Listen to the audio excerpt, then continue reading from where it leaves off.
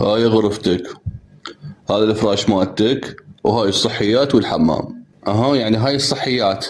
زين هذا الباب شنو وراه؟ مالك علاقة بهذا الباب ولا تفتحه نهائيا، حتى تسمعني بالليل ادق عليه واقول لك اني ابو الفندق افتح لي هذا الباب لا تفتحه. تمام؟ لا تمام ما فتحش عندي وياه.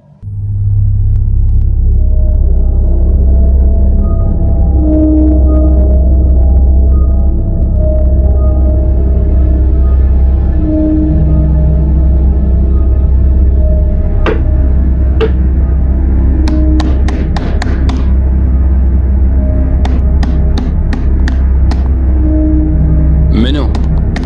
من ورا الباب؟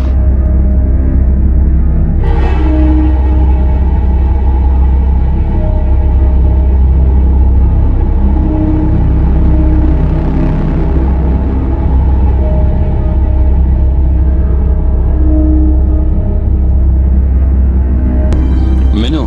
من ورا الباب؟ ساعدني وافتح الباب. منو انت؟ منو؟ أنا مسجون بهاي الغرفة، أترجاك ساعدني وافتح الباب.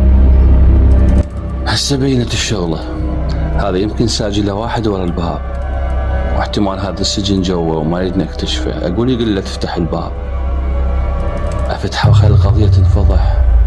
يجوز هذا إنسان مسكين ساجن أبو الفندق.